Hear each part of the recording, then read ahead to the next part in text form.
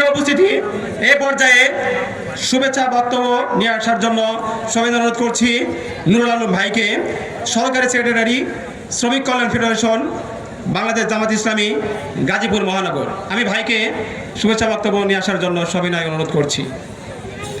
আউযু বিল্লাহি মিনাশ শাইতানির রাজিম।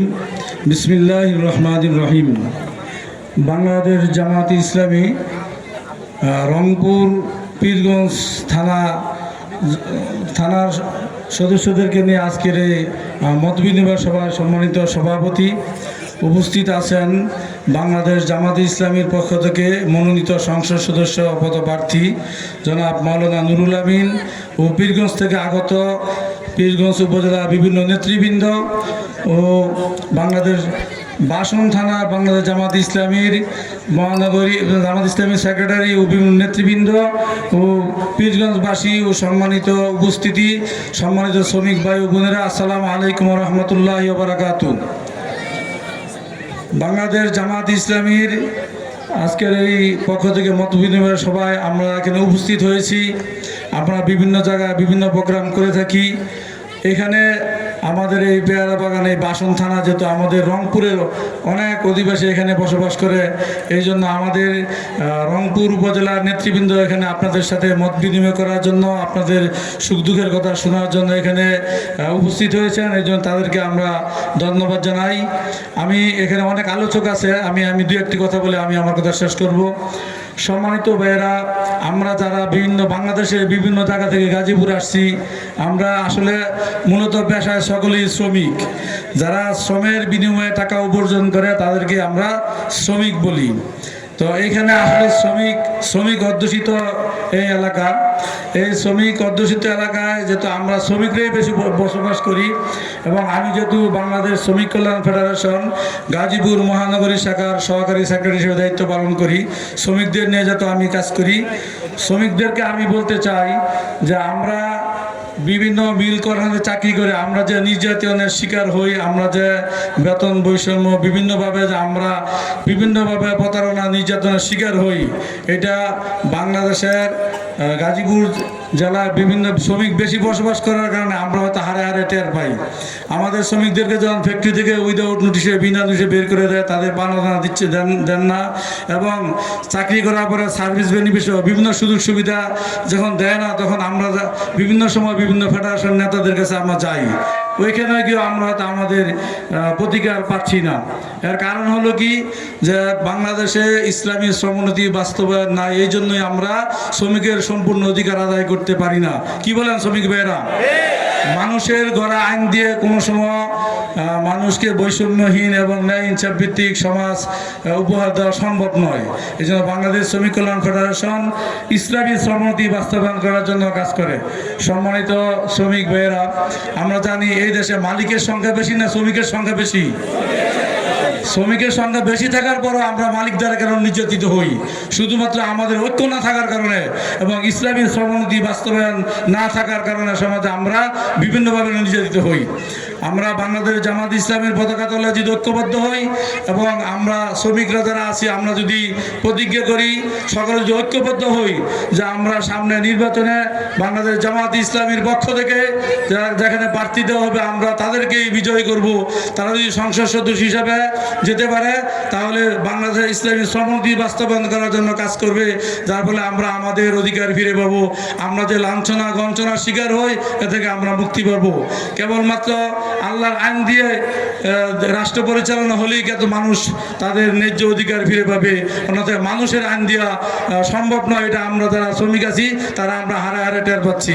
এর জন্য আমি সকলকে উদারত আহ্বান জানাবো, বাংলাদেশে যে যেখানেই থাকি, যেখানে বর্ডার থাকি, এবার আমরা দাঁড়িপাল্লাকে বেছে নিয়ে দাঁড়িপাল্লার পক্ষে সমর্থন দিব। দাঁড়িপাল্লার প্রতীক নিয়ে যদি বাংলাদেশ জামাত ইসলামী বাংলাদেশের সংসদে যেতে পারে, তাহলে এদেশে ন্যায় ইনসাফ ভিত্তিক সমাজ প্রতিষ্ঠা হবে, আল্লাহর আইন দিয়ে দেশ চলবে এবং শ্রমিকদেরকে ইসলামী সম্মতি বাস্তবায়ন করে শ্রমিকদের অধিকার আদায় করে এদেশে মালিক এবং শ্রমিকদের মধ্যে সুসম্পর্ক করে তুলে এই দেশে উৎপাদন বৃদ্ধি করে বাংলাদেশে একটি সমৃদ্ধ বাংলাদেশ উপহার দেওয়ার জন্য আমরা ঐক্যবদ্ধ থাকব। সকল শ্রমিক ভাই বোনদেরকে দাঁড়িপাল্লায় সামনে নির্বাচনে ভোট দেওয়ার জন্য এবং আমরা শ্রমিক বেরা যে যেখানে চাকরি করি, যে ফ্যাক্টরিতে চাকরি করি, আমরা একে অপর শ্রমিককে দাঁড়িপাল্লার কথা বলে দাওয়াত দিব এবং আমরা দাঁড়িপাল্লার পক্ষে কাজ করব। এই উদারত আহ্বান জানিয়ে আমি আমার সংক্ষিপ্ত কথা শেষ করছি। আমার তৌফিক ইল্লা বিল্লাহ। আসসালামু আলাইকুম ওয়া রাহমাতুল্লাহি ওয়া বারাকাতুহু। নারায়ে তাকবীর, লিল্লাহি তাকবীর, লিল্লাহি তাকবীর। বাংলাদেশ জামাত ইসলামী জিন্দাবাদ, জিন্দাবাদ। সংগ্রামী তাওহীদি জনতা, আপনারা দেখতে পাচ্ছেন ইতিমধ্যে বাংলাদেশ জামাত ইসলামের পক্ষে, দাঁড়িপাল্লার পক্ষে গণজোয়ার তৈরি হয়েছে। কথা বলে দেখি না, এই গণজোয়ার উঠার মতো কোন শক্তি বাংলার জমিনে জন্ম হয় নাই। কথা বলে দেখি না, এই পথে আপনাদের গাজীপুর 2 আসনের সম্মানিত বাংলাদেশ জামাত ইসলামী মনোনীত নমিনি জনাব হোসেন আলী এবং বিশেষ অতিথি হিসেবে আরও উপস্থিত থাকবেন অধ্যাপক মাওলানা মিজানুর রহমান, বাংলাদেশ জামাত ইসলামী পীরগঞ্জ উপজেলা শাখা চেয়ারম্যান পদপ্রার্থী। আরও উপস্থিত থাকবেন বাংলাদেশ জামাত ইসলামের বাসন থানার সম্মানিত আমির জনাব আকরামুল ইসলাম এবং কাউন্সিলর পদপ্রার্থী বাংলাদেশ জামাত ইসলামী মনোনীত 13 নং ওয়ার্ড।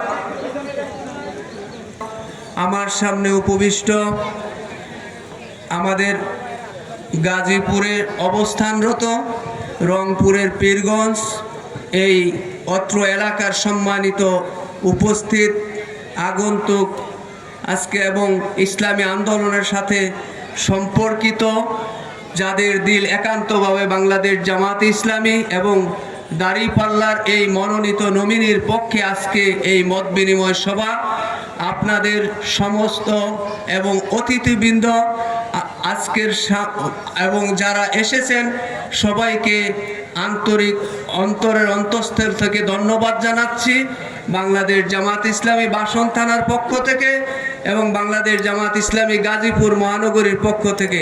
আসসালামু আলাইকুম ওয়া রাহমাতুল্লাহি ওয়া বারাকাতুহু।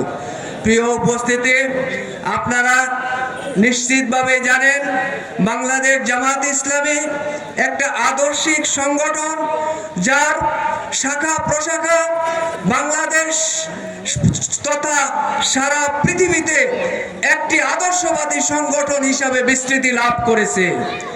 আমরা আজকের সেই ইসলামী আন্দোলন এবং বাংলাদেশ জামাত ইসলামী সারা দেশ ইসলামী ঐক্যের যে জোয়ার উঠেছে, ইনশাআল্লাহ আগামীতে বাংলাদেশ জামাত ইসলামের মনোনীত প্রার্থীদের বিজয় আসবে, আমরা সেই আশাবাদ ব্যক্ত করছি। পাশাপাশি আমাদের আজকের পাশের যারা বন্ধুরা আছেন তাদেরকে আমাদের এই দাওয়াত, আমাদের মেসেজ পৌঁছে দেওয়ার মাধ্যমে বাংলাদেশ জামাত ইসলামীকে আগামী দিনের সংসদে একটি প্রতিনিধিত্বকারী দল হিসাবে, প্রতিনিধিত্বকারী একটি সংসদ সদস্য হিসাবে উপস্থাপন করা এবং তাদেরকে সংসদে পাঠানোর জন্য আপনাদের সবাইকে উদাত্ত আহ্বান জানিয়ে সবার দ্বারে দ্বারে কাজ করার জন্য আমি আপনাদেরকে আহ্বান জানিয়ে